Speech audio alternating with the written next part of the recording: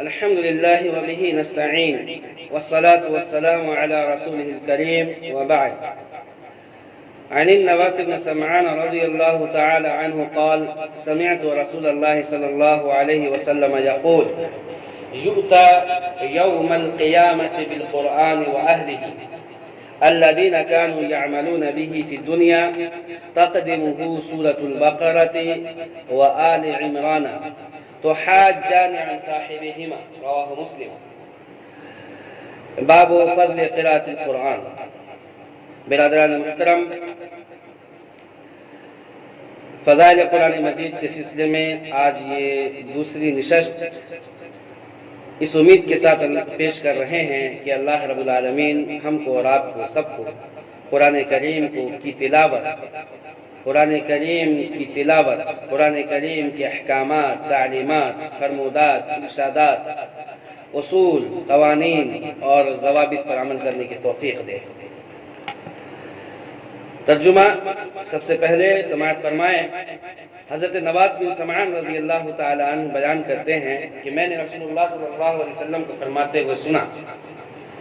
اللہ کے نبی صلی اللہ علیہ وسلم فرما رہے تھے: یؤتی یوم القیامت بالقرآن واہلہ الذین کانوا یعملون بہ فی الدنیا، کہ قرآن مجید کو اور اس کے پڑھنے والے قیامت کے روز اللہ رب العالمین کی بارگاہ میں پیش کیا جائے گا۔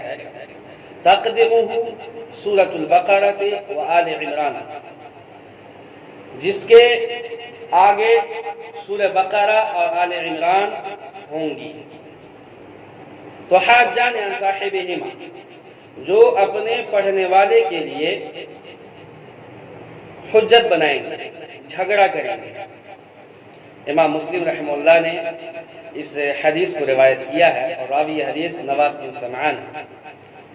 اس حدیث کے اندر ہمیں جو بات سمجھ میں آتی ہے وہ یہ، پہلی بات کہ قرآن مجید کو پڑھنا چاہیے، قرآن مجید کی تلاوت ہر لمحہ ہر وقت کرنے کی کوشش کرنی چاہیے بشرطے کہ پاک ہو۔ قرآن مجید پڑھنے کے لیے جو حدیث ایک اور وارد ہوئی ہے اس کی فضیلت میں، وہ حضرت ابو امامہ رضی اللہ تعالیٰ عنہ کی روایت کردہ حدیث ہے۔ وہ بیان کرتے ہیں: سمعت رسول اللہ صلی اللہ علیہ وسلم یقول: اقرؤوا القرآن فإنه یأتی یوم القیامة شفیعا لأصحابہ۔ رواہ مسلم۔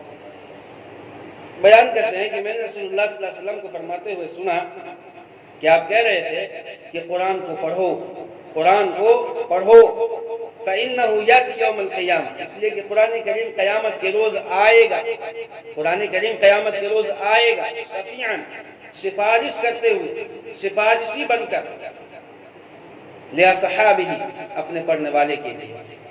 اور جو حضرت نواس بن سمعان رضی اللہ تعالیٰ عنہ کی حدیث ہے، اس حدیث کے اندر جو دوسری بات سمجھ میں آتی ہے وہ سورہ بقرہ کی فضیلت اور سورہ آل عمران کی فضیلت سمجھ میں آتی ہے کہ یہ اس کے آگے ہوں گے۔ اس لیے کوشش کرنی چاہیے کہ قرآن کریم کی تلاوت زیادہ سے زیادہ ہو اور سورہ بقرہ کی اور سورہ آل عمران کی تلاوت بھی خوب ہو۔ اللہ ہمیں اس بات کی توفیق دے۔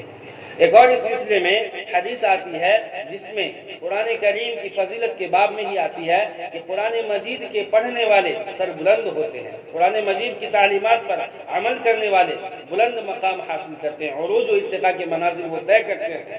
لیکن جو قرآن کریم کی تلاوت نہیں کرتے، جو قرآن کریم کے احکامات، تعلیمات، ارشادات، فرمودات، اصول، ضوابط اور قوانین پر عمل نہیں کرتے، اللہ رب العالمین اسے ذلت و خواری نصیب کرتا ہے اور ذلت کا عذاب اللہ رب العالمین اس کے اوپر مسلط کر دیتا ہے۔ جس کے لیے حضرت عمر بن خطاب رضی اللہ تعالیٰ عنہ کی حدیث ہے، ان عمر بن خطاب رضی اللہ عنہ ان النبی صلی اللہ علیہ وسلم قال: ان اللہ تعالی یرفع بهذا الكتاب اقواما ويدع به آخرین، کہ فرمایا نبی کریم صلی اللہ علیہ وسلم نے بے شک یقیناً اللہ رب العالمین اس کتاب کے ذریعے بلند کرتا ہے اقوام بہت سارے قوموں کو، ويدع به آخرین، اور دوسروں کو اللہ رب العالمین ذلیل کر دیتا ہے۔ دور اول میں مسلمانوں نے قرآن کریم کو پڑھا، سمجھا، اس کے تعلیمات پر عمل کیا، ان کے ارشادات کو مانا اور ان کو اپنی زندگی میں نافذ کیا، تو جانتے ہی ہیں کہ ان کو اللہ رب العالمین عروج اور عروج کے بام عروج پہ پہنچایا اور ترقی کے منازل انہوں نے طے کیے، سر بلند ہوئے، سرفراز ہوئے۔ لیکن جب بعد کے مسلمانوں نے قرآن کریم کو پڑھنا چھوڑ دیا، قرآن کریم کی تعلیمات کو ترک کر دیا، فراموش کر دیا، پس پشت ڈال دیا، تو اللہ رب العالمین نے اس وقت سے آج تک ذلت و خواری مسلط کر رکھا ہے۔ آج بھی مسلمان ذلیل و خوار ہیں، رسوا ہیں، صرف قرآن کریم کی تعلیمات پر عمل نہ کرنے کی وجہ سے، قرآن کریم کو نہ پڑھنے کی وجہ سے، قرآن کریم کو نہ سمجھنے کی وجہ سے۔ اس لیے ضرورت اس بات کی ہے کہ قرآن کریم کو سمجھا جائے، قرآن مجید کو پڑھا جائے اور قرآن مجید کی تعلیمات پر عمل کیا جائے اور اس کو اپنی زندگی میں لایا جائے۔ اس لیے کہ ذلت اور عزت قرآن کریم کو پڑھنے میں عزت اور ذلت اس کے نہ پڑھنے میں ہے، اس کی تعلیمات کو چھوڑ دینے میں ہے۔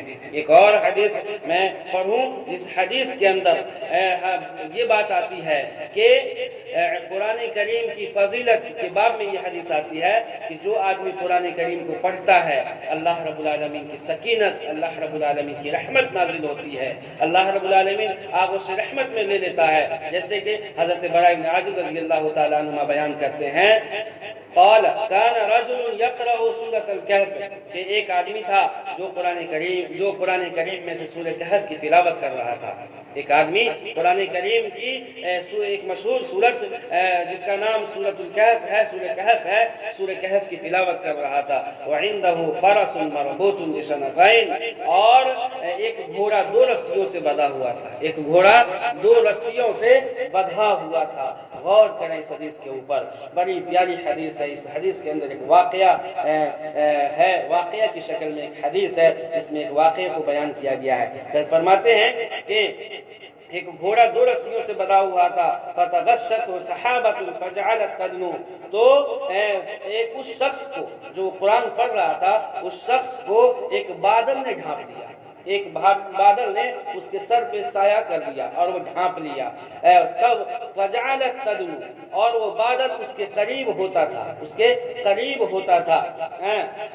وجعل فرسه ينفر منها، اور اس کا گھوڑا اس بادل سے بھاگ رہا تھا، اس بادل کو دیکھ کر اچھل کود کر رہا تھا، اچھلنے لگا، کودنے لگا۔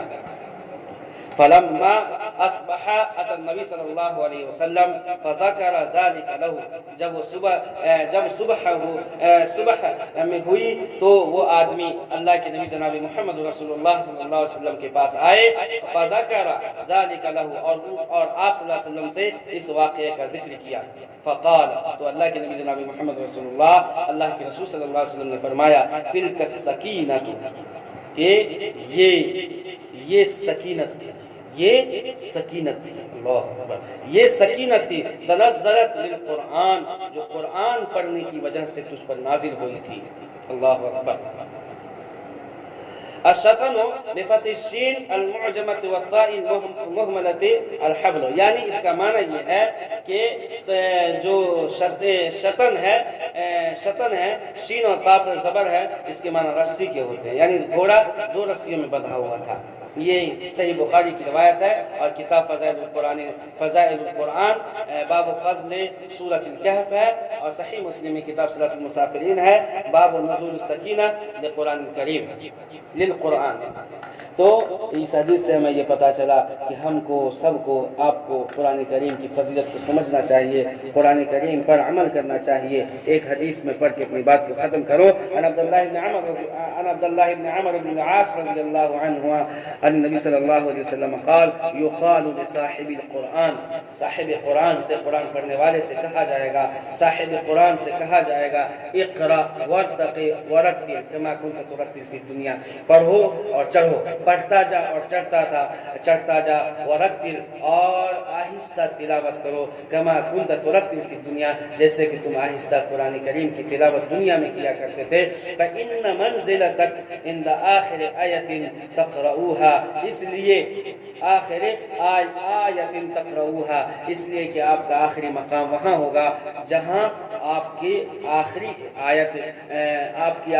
آیت تلاوت آپ کریں گے، جہاں آخری آیت کی تلاوت آپ کی ختم ہوگی۔ اس کو امام ابو داؤد رحمہ اللہ نے ترمذی نے روایت کیا ہے، اور امام ترمذی رحمہ اللہ نے اس حدیث پر حکم لگایا اور کہا ہے ھذا حدیث حسن صحیح، یہ حدیث حسن و صحیح ہے، حسن صحیح ہے۔ اس حدیث میں جو باتیں ہمیں سمجھ میں آتی ہے وہ یہ کہ قرآن کریم کو پڑھنے سے بلند مقام ملتا ہے، اللہ رب العالمین کی نگاہ میں، اللہ کی نگاہ میں عزت اور سرفرازی نصیب ہوتی ہے۔ قیامت کے روز اللہ رب العالمین ہمارے مقام کو بلند کرے گا۔ اس لیے ہم کو اور آپ کو سب کو چاہیے کہ قرآن کریم کو خوب پڑھیں، زیادہ سے زیادہ یاد کریں، زیادہ سے زیادہ اپنی زندگی میں اس کو لائیں اور قرآن مجید کی تعلیمات پر عمل کریں۔ اللہ سے دعا ہے کہ اللہ ہمیں حسن عمل کی توفیق دے اور ہمیں قرآن مجید پر عمل کرنے کی توفیق دے، قرآن مجید کو پڑھنے کی توفیق دے، قرآن مجید کی سعادتوں سے ہمیں سرفراز فرمائے، آمین یا رب العالمین۔ وجزاکم اللہ خیرا، احسن الجزاء۔